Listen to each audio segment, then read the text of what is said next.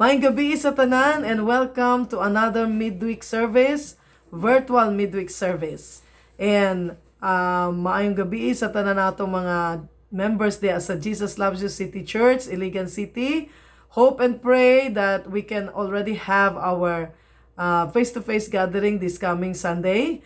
And sa atong mga taga Jesus Loves You City Church, kagayan the Oro members, maayong gabi sa inyo, and of course sa ato ang members di sa atong outreach sa High Ridge diri lang sa Cagayan de Oro.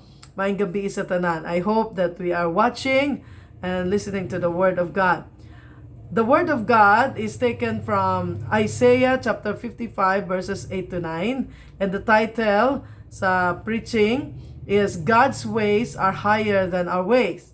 So it says here in Isaiah 55, 8 to 9, "For my thoughts are not your thoughts, neither are your ways my ways, declares the Lord. As the heavens are higher than the earth, so are my ways higher than your ways, and my thoughts than your thoughts." Sa Bisaya, niingon ang Ginoo, "Ang akong panghunahuna dili sama sa inyong panghunahuna. Ang akong kinaiya dili sama sa inyong kinaiya. Maingon nga mas habog ang langit kaysa yuta, layo ra usab kaayo ang inyong kinaiya og panghunahuna kay kanako." Pagampo ta. Daghang salamat o Dios sa imong padayon nga paggiya kanamo pinaagi sa imong pulong. Ug karong gabi o God, among halad ang tanan diha kanimo, ginasalig namo ang tanan diha kanimo. Ikaw ang Dios na among ginatuuhan na makahatag sa amo og comfort, could give us, O Lord God, guidance, give us wisdom, O Lord God, and we believe, O God, truly that your ways are higher than our ways. We thank you, Lord. We give you all the glory. In Jesus' name we pray. Amen. We like to live in control of our lives, immune from surprises and totally protected. When things happen beyond our control, we feel helpless and forsaken. God, on the other hand, is getting our attention and wants us to divert and focus in His ways, not our ways. Let God be in control of our lives rather than be stressed and feel helpless. So God's ways are higher than our ways when, number one, there are delays in our prayers. I believe naka-experience ta ani mga delay sa ato ang mga pag-ampo. Ingon sa Habakkuk 2 verse 1, "I will climb up to my watchtower and stand at my guard post. There I will wait to see what the Lord says and how He will answer my complaint." Sa Bisaya, mubarug ako sa akong bantayanan o magpahimutang ako diya sa mga tore. Ako mutan-aw aron pagsuta kung unsay iyang isulti kanako ug unsa nga tubag ang akong ihatag niining mga reklamo.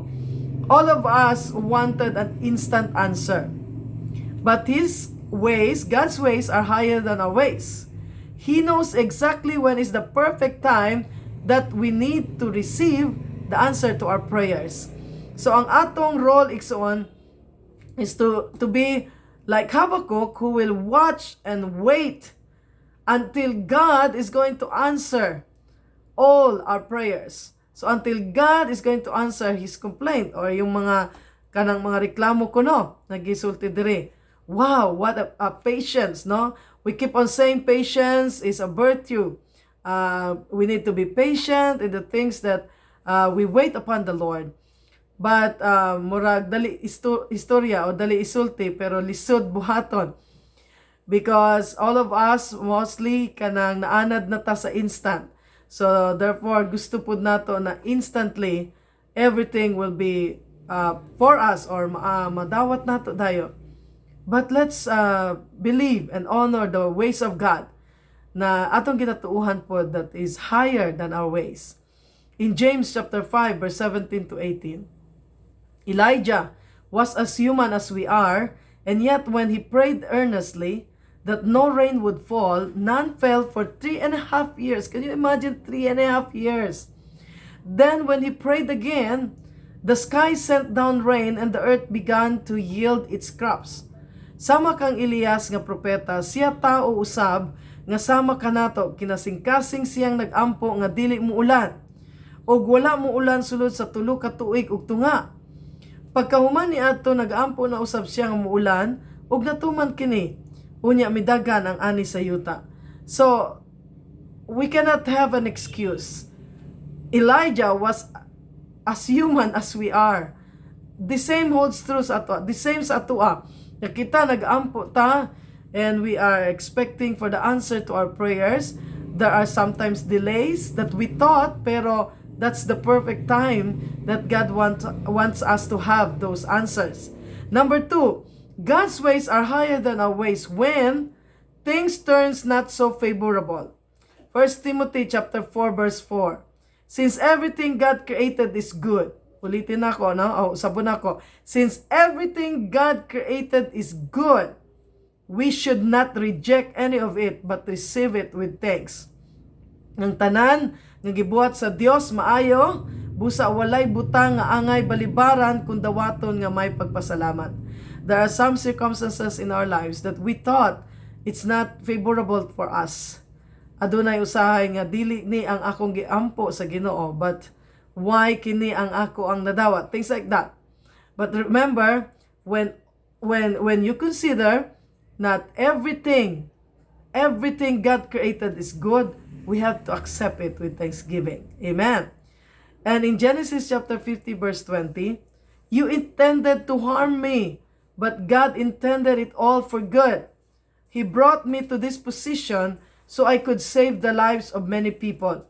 Tinuod nga natinguha kamo og dautan batok kanako, apan giplano sa Dios nga musangpot kadto sa kaayuhan aron maluwas ang daghang mga tao gikan sa kagutom sama sa nahitabo karon. So see, even if the enemy intended it harm for me, but my God can change it, can transform it into being good or favorable para sa kuha.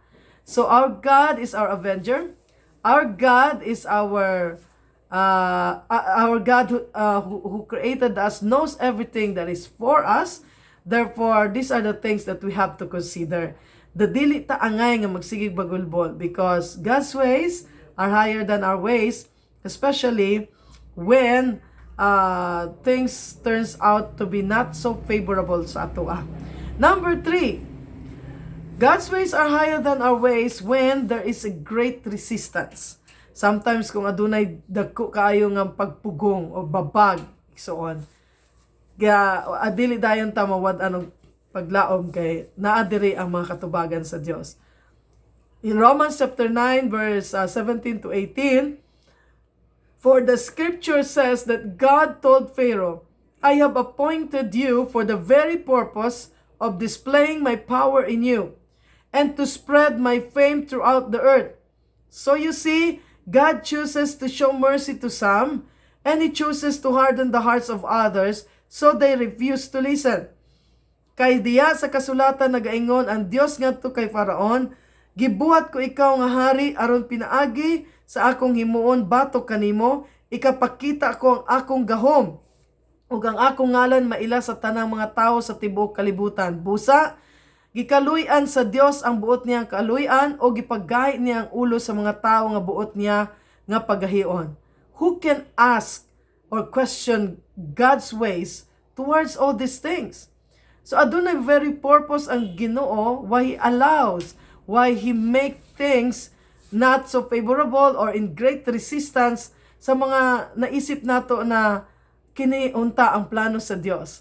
But mind you, pag anak ka sa Ginoo, salig ta sa Ginoo, God knows what He's doing. Igsoon. And in Luke chapter 21 verse 14 to 15. So don't worry in advance about how to answer the charges against you. For I will give you the right words and such wisdom that none of your opponents will be able to reply or refute you. Busa itisok sa inyong alimpatakan, nga kun mahitabo kini dili kamo maglisod kun unsa ang inyong itubag. Kay hatagan ko kamo og kaalam sa pagtubag aron dili makasupak kaninyo ang inyong mga kaaway. Aduna ning ginakanta nato na the weapon may be formed against us but it will not prosper. So maski unsa pang klaseng resistance, maski unsa pang klaseng opposition or unsa pang mga babag na ihatag ang kaaway, if you believe that God's ways are higher than our ways and His thoughts are higher than our thoughts, maski kining butanga kaya iplastar sa Ginoo tanan igsuon. So ingon sa Ginoo, don't worry in advance kung unsaon pa pagtubag, kung adunay opposition, because even those words that we're going to say towards them or to refute them, ang Ginoo ang muhatag. Wow, isn't it great? Truly, God's ways are higher than our ways. In conclusion tonight, God wanted us, His people, to return to Him by remembering why we were chosen. We were being called away from our busy lives to lives filled with purpose and love. It was not too late. There was still time and we would be forgiven. Turning to God makes us refreshed and renewed. It gives us opportunity to get a new perspective on life, reorder our lives, and focus on that which is worthwhile instead of seeking solution to each problem that we have. Let's entrust all this to the one whose ways are higher than ours, God's ways. Hallelujah. So tonight, let us pray. Hallelujah. Thank you, Lord, for your goodness. Truly, O God, we are so thankful for reminding us that your ways are higher than our ways, O God. So Lord, tonight, thank you for guiding your people, embracing them with your love, remind them always of your perfect word, O God. We will not be afraid because your ways are truly higher than our ways. We give you all the glory, we give you all the honor and adoration. In Jesus' name we pray, Amen. Salamat kaayo sa tanan na naminaw and sa tanan na nagtanaw ni ining virtual service na to. And I hope that you are blessed and continue to pray that all things will always be in accordance to God's will. Once again, good evening and happy midweek service.